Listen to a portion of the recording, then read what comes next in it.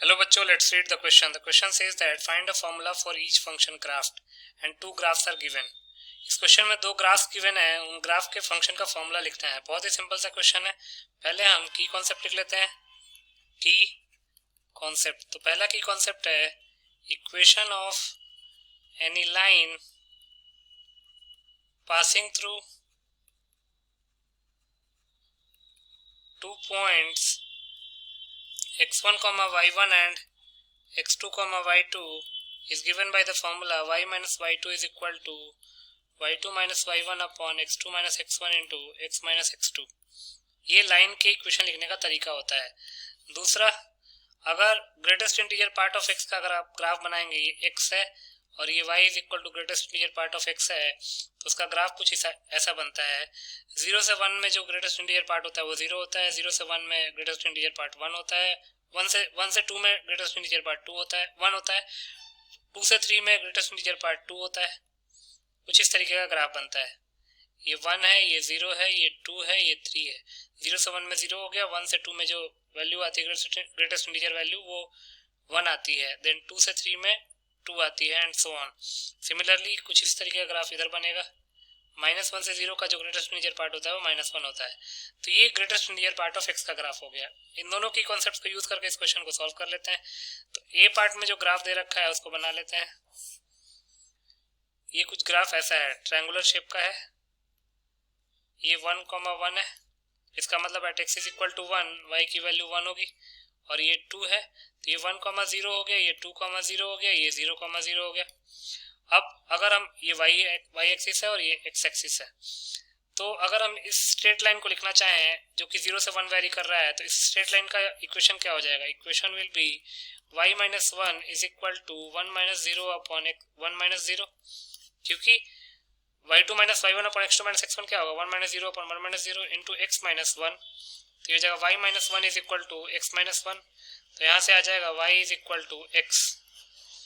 अब इस लाइन की इक्वेशन अगर लिखना चाहते हैं तो लिख सकते हैं y minus 0 is equal to 0 minus 1 upon 2 minus 1 into x minus 2। Simplify करेंगे तो जाएगा y is equal to -1 upon 1 into x minus 2। तो ये जाएगा y is equal to 2 minus x। तो अब दोनों फंक्शंस आ चुके हैं। हम लिख सकते हैं therefore y will be equal to x when x varies from close bracket 0 to close bracket 1 and 2 minus x when x varies from close bracket 1 to close bracket 2। ये पार्ट का आंसर हो गया। देन बी पार्ट की तरफ चलते हैं।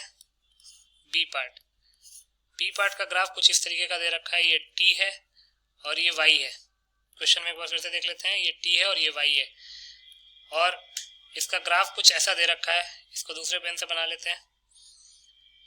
0 से 1 के लिए 2 है वैल्यू, 1 से 2 के लिए 0 है वैल्यू, देन अगेन 2 से 3 के लिए 2 है वैल्यू, ये 3 है, ये जो वैल्यू है ये 2 है, ये 0 है, 3 से 4 के लिए अगेन 0 है। अब अगर इसको आप ध्यान से देखेंगे तो ये कुछ ग्रेटेस्ट इंटीजर पार्ट से मैच होता हुआ ये आंसर, मैच होता हुआ ये ग्राफ है। तो अगर आप ग्रेटेस्ट इंटीजर पार्ट +2 कर देंगे, अगर t बिलोंग्स टू 0 टू 1 है, 0 से 1 का जो ग्रेटेस्ट इंटीजर पार्ट होता है वो 0 होता है और 0 में 2 ऐड करेंगे तो 2 आ जाएगा। अगेन 1 इंक्लूडेड नहीं है तो 1 पे 2 भी इंक्लूडेड नहीं होगा, इसलिए सर्कल है वहां पे। सिमिलरली अगर 1 से 2 की बात करें, t belongs to close bracket 1 to 2, तो उसके लिए जो ये ग्राफ है ये greatest integer part of t minus 1 है, क्योंकि अगर आप देखेंगे तो 1 से 2 का जो ग्रेटेस्ट इंटीजर पार्ट होता है वो 1 होता है और 1 माइनस 1 0 हो गया। और आप देख सकते हैं ग्राफ में 1 से 2 में जो ग्राफ आ रहा है वो 0 का आ रहा है। सिमिलरली t बिलोंग्स टू अगर close bracket 2 to open bracket 3 है, तो उसके लिए जो कर्व है वो है greatest integer part of t, क्योंकि 2 से 3 का जो ग्रेटेस्ट इंटीजर पार्ट होता है वो 2 होता है। और अगर आप देखेंगे ध्यान से, 2 से 3 का जो ग्रेटेस्ट इंटीजर पार्ट है वो अगेन 2 दे रखा है। Then t belongs to close bracket 3 to open bracket 4 के लिए जो y ऑफ t है वो है greatest integer part of t minus 3, क्योंकि 3 से 4 का जो ग्रेटेस्ट इंटीजर पार्ट होता है वो 3 होता है और 3 माइनस 3 0 होता है, इसलिए 3 से 4 का जो ग्रेटेस्ट इंटीजर पार्ट है वो 0 दे रखा है। यही हमारा y ऑफ t हो जाएगा। तो यहां से हम लिख सकते हैं हेंस ए का आंसर क्या था? y is equal to x when x varies from 0 to 1 and 2 minus x when x varies from 1 to 2. और b का आंसर क्या है? y of t is equal to greatest integer part of t plus 2 when t varies from close bracket 0 to open bracket 1, greatest integer part of t minus 1 when t varies from close bracket 1 to open bracket 2, greatest integer part of t when t varies from close bracket 2 to open bracket 3, then greatest integer part of t minus 3 when t belongs to close bracket 3 to open bracket 4. So this will be the final answer. I hope you understood it well. Best of luck.